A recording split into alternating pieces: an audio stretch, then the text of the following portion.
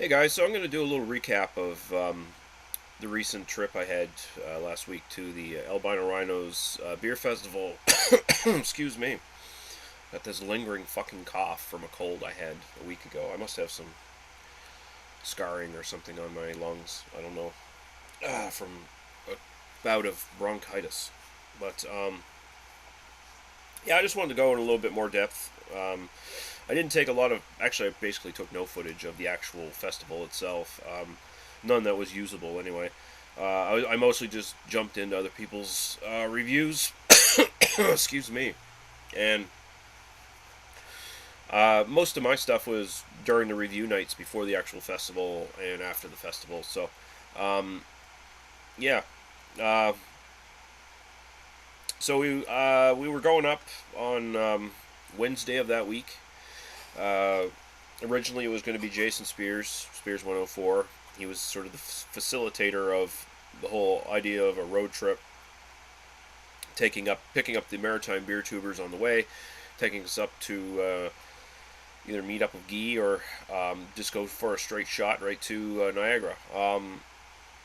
So it was going to be he was going to be picking up in his van, and we were going to go. I was going to bring my friend Peter along. He was really interested in going. Didn't quite work out that way. Spears unfortunately had a issue with his van, and it would have taken an extra day to get his van fixed and on the road. And as it turns out, losing a day would have been would have really sucked. Honestly, we would have missed out on the tours to Oast and Silversmith. As it stood, we were already going to miss out on the Niagara Teaching College tour. So we all sort of decided at the last minute that we were going to have to say, sorry, Jason, but we can't wait. And feel kind of bad for doing that, but he says he was okay with it because he still had Easter weekend with his family, so that's really good. I hope he wasn't too put out. But Nick came down, Mad Max Star, real fucking champ. Came down from New Brunswick, picked me up. Was going to take Peter as well, but at the last minute, Peter had problems. I'm not going to go into too much detail, but it involved someone trying to commit identity theft on him, and he had to stay and talk with the police and stuff like that. So he was gone. So it was me and Nick going back up through New Brunswick, up through Quebec, stopping at Guy's, and Guy, another fucking champ, really came through. He let us crash at his place for like 2 to 3 hours before we set out again, this time in Guy's car, and did the rest of the trek to Niagara Falls. So, as it turns out, we got a few people there. Oh yeah, also Don Rig 13 was supposed to come up, but he had a really bad cold apparently. So, it was probably a good thing that he decided to bow out. Because if he had been in the same car with us when we all caught that cold, not too fun. But so sadly, a couple people fell by the wayside, but we eventually got some of us up there. Hopefully next year we'll be able to correct any other problems and get everybody up there. That's what I'm hoping for anyway. And so we got to Niagara Falls fairly early on Thursday. We met up with the Rhino and crew, and we did the old hangout and get to know each other, and reviewed a bunch of beers. Went to the different breweries, the Oast Silversmith.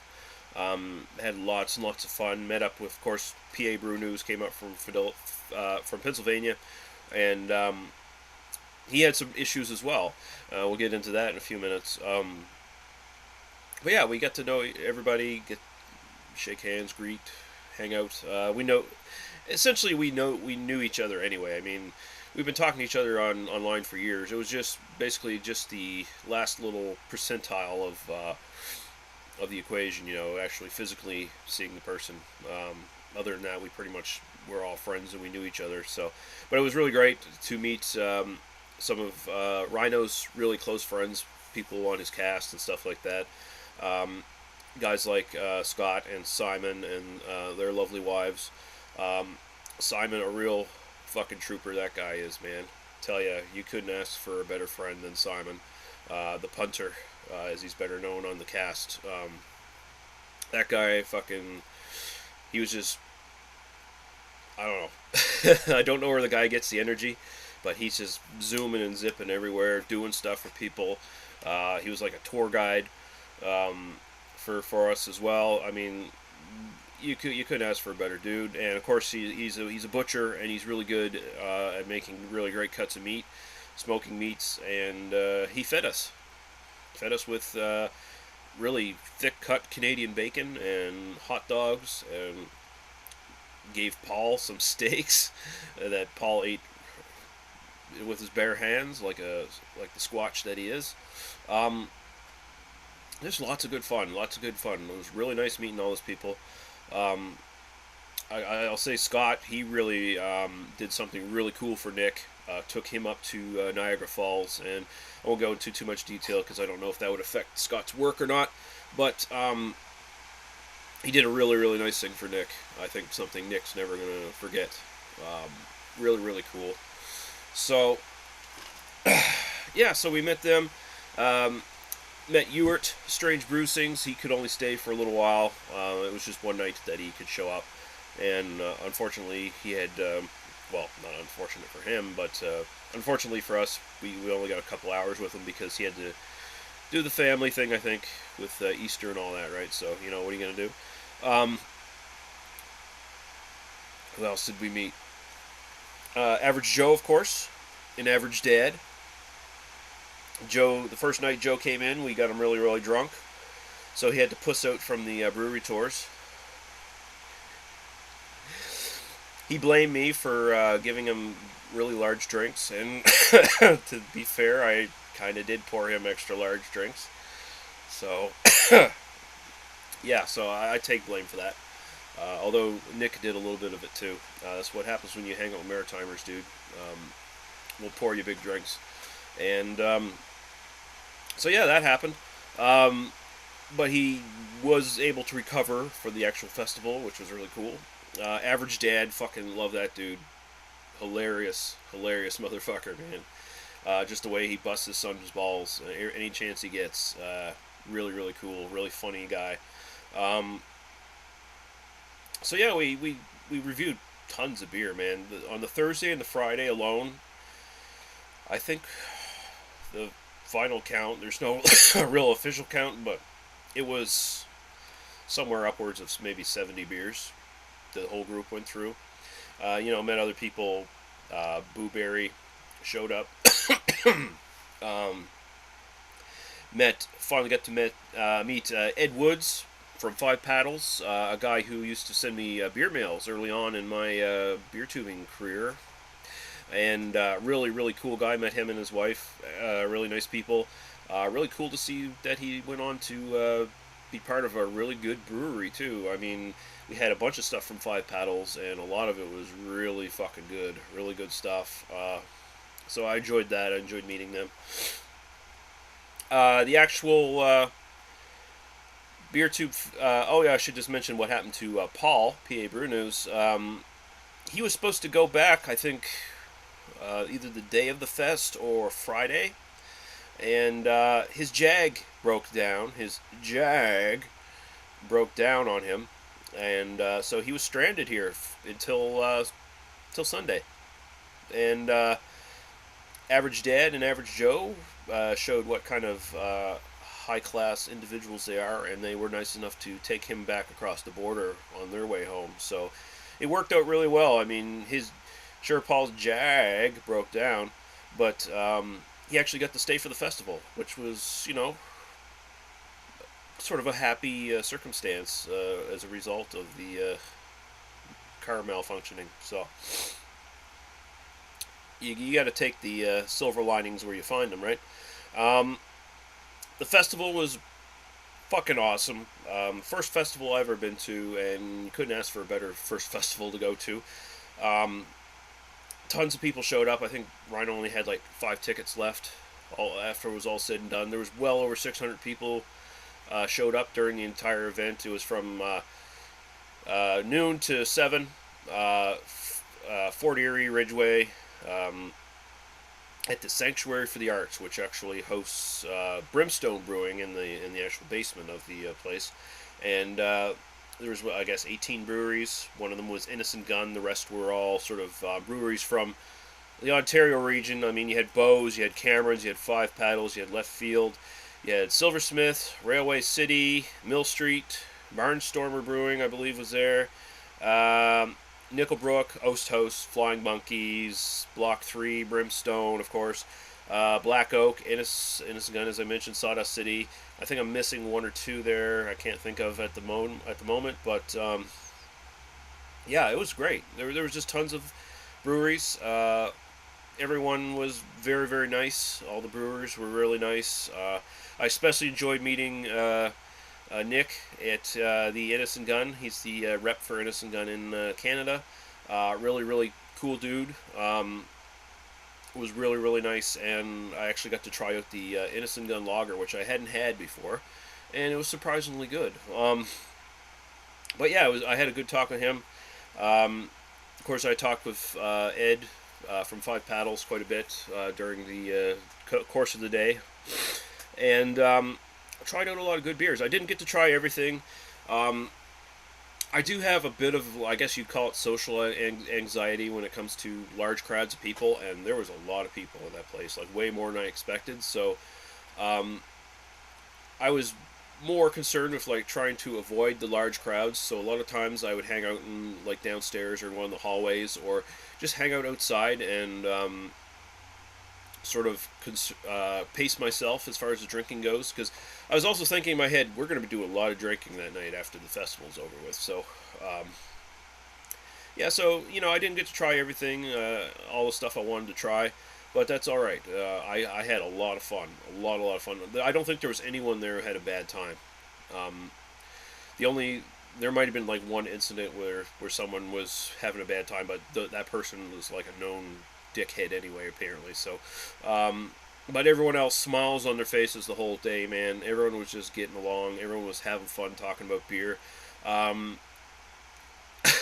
amazing amount of hipsters at that place. And before anyone jumps on me, I'm not saying hipsters in any sort of bad way, okay? I'm not talking about asshole tickers who are just into this thing to be cool or whatever. I'm talking about people who generally have a love of beer, love of beer culture, and you know what? They like to dress up in the uniform for it as well, and there's nothing wrong with that. It's no different than people who do cosplay, rockabilly hipsters, stuff like that. They still love the music. They still are intense devotees of what the culture actually is. They just like to dress in the uniform. That's all there is to it. And a lot of really nice people there, man. And some interesting clothes, actually. I mean, I'm not one to judge how another person dresses, because I'm a fugly chud, and I looked downright ridiculous that day. I had my trench coat on, and I was wearing a pair of shorts. So I mean, I mean, if I was to dog anyone else for how they were dressing, I'd be the biggest fucking hypocrite in the world. So yeah, that was a lot of fun. I'll just go through some of the beers I did have there that I thought were really, really good. I mean, there was an award ceremony later on for different categories, and actually Ed won an award for Five Paddles. I can't remember which one it was, but yeah, I'll just quickly go through some of the beers I liked. Actually, my favorite beer at that festival was probably one of the more mild beers, not one of the more super exciting ones. It was the Left Field Ethos. It was an oatmeal brown ale. 5.5%, 35 IBUs. Left Field out of Toronto. First beer I ever had of theirs, I believe. And it was really good, man. This was the exact kind of beer, if I could get it, it would be in my personal drinking rotation, like, all the time. It's like the any day, every day, go-to kind of beer. It would be in that sort of thing. It would be something I'd buy all the time, man. Really, really good. It was just a really slightly different take on a brown ale. It was like a really solid brown ale with the oatmeal added to it. So it gave the mouthfeel and the drink and the taste a slightly different slightly little different feel, and it was enough. You didn't need any sort of big bracing IPA with all kinds of IBUs and all that shit. It was just really, really simple and really, really nice. And it was actually my favorite. It was the first beer I actually had at the fest. It was my favorite. Five Paddles, again, Edwards. They had their Midnight Paddler there, which is their black IPA and Imperial Stout. Basically, kind of combination. 9.9%, 108 IBUs, I believe it was. And of course, Five Paddles are out of Whitby, Ontario. That was a great beer, man. Really great. It reminded me of sort of like Propeller's Russian Imperial Stout, but just slightly different. I think it was a little bit more fruity, a little bit more dark fruit character coming up. But and the IBUs, you really couldn't taste them. It was very well masked. I mean, the Imperial Stout side sort of really came out more than the actual IPA side, but you could get some bitterness there, and it was really a really good combination. Really good. Block 3, they had the best name for a beer as far as I'm concerned. Teabagged by a Ginger, and it was a porter with ginger and black tea added to it, 7.2%. Not the greatest beer there, but because it was kind of undercarbonated, I felt, but the taste was really unique and neat. The ginger kind of subdued, and it was more the tea flavor that came out mixed with the typical porter flavors. Really interesting beer. Block 3 are out of St. Jacobs. Had one from Sawdust City, another really great name. People are probably familiar with their Long Dark Voyage to Uranus Imperial Stout. This was their Bloody Long Dark Voyage to Uranus Imperial Stout. It had raspberries added to it, so hence the bloody part. Sawdust City out of Gravenhurst, Ontario, and yeah, it was a really nice Imperial Stout, 9.7%. Had that little bit of raspberry component to it. It was enough to make it different and interesting, so that one stood out for me. And finally, two beers that really stood. One I actually voted for in two different categories. I think one was most true to style or something like that, and also most approachable, was the Innocent Gun Lager. This is like their, I guess their initial release of their lager wasn't very well received. And it was a slightly different beer than the one they have now, where they've repackaged it. I mean, where is it? They have the cans now with the Innocent Gun Lager, and they have that logo on it. Excuse me, 4.6%. Really good. Just a really nice sort of dry finish kind of Euro lager thing. Not particularly super interesting or anything, but very approachable, very true to the style. So it actually got votes for me because of that. I know some people are going to say, oh yeah, you're just an Innocent Gun fanboy. Well, fuck you. When they make great beers, I definitely am a fanboy. And even when they make good beers, I'm a fanboy. So yeah. It was actually apparently much better than their initial release of that. And I think their initial release of that was, from what I hear, not that good. But this was actually really good. It's something I drink all the time. In fact, if the cans of that show up at the NSLC, I will be getting some just to have as a lager to sit around, you know. The sort of lager I'd sit beside my Tuborgs or my Dobbs and those sort of Euro lagers that I like to drink. So, and finally, and we're going on quite long here, Bo's Channel Ocho. I don't know if I'm pronouncing that correctly. It's a Mexican spiced ale, apparently. Dark ale, chipotle peppers, cinnamon and cloves added to it, apparently. Really interesting, man. Like a really interesting spiced beer. Like, you get this chocolatey component to it, and then all the spices were coming out. Smoky chipotle was in there. Very strange tasting. Probably the more interesting beer of the whole thing. 23 IBUs, 8.9% alcohol by volume, I believe. And of course, Bo's are out of Van Cleek. Another really good beer from Bo's that shows they're sort of getting back on track after making a few substandard ones, like the Tom Green beer. But yeah, and so those were the really good beers. So the event was a big success, man. Rhino was worried even up to the day of the event, during halfway through the event, that it was going to fail, and it didn't. It was great. Had some really great food trucks. There was this German one there. I wish I could remember the goddamn name, but there was this German food truck. They just got their license, and it was their first event they ever opened for. And wow, they made fucking good food, man.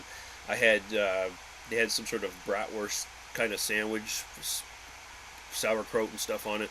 I had that twice that day. It was really, really good. And they had a couple other trucks, like a mini pie truck with all kinds of different pies. One that sold beaver tails, and that one was pretty popular. There was one that did southern cooking, and there was another one, I can't remember what it was, but yeah, I think everyone was fairly happy with the outcome. The breweries pretty much just got enough money back to cover their expenses. Rhino didn't make any money on it. All the profits, it said that didn't go to the breweries and the food trucks to cover their expenses and stuff. Went to the Ronald McDonald's charity, the Ronald McDonald House, I guess it is, or whatever, the children's charity, which is a really cool charity. So that's really great. I think everyone had a really good time, and we're going to be doing it. It's going to be happening again. I think the Rhino's going to try for it again. It was a big success. It was nice to see all these breweries come out, knowing that they weren't going to necessarily make money, just being there to support the Rhino, to support the festival, make it a success, a really low-key, smaller kind of festival that wasn't about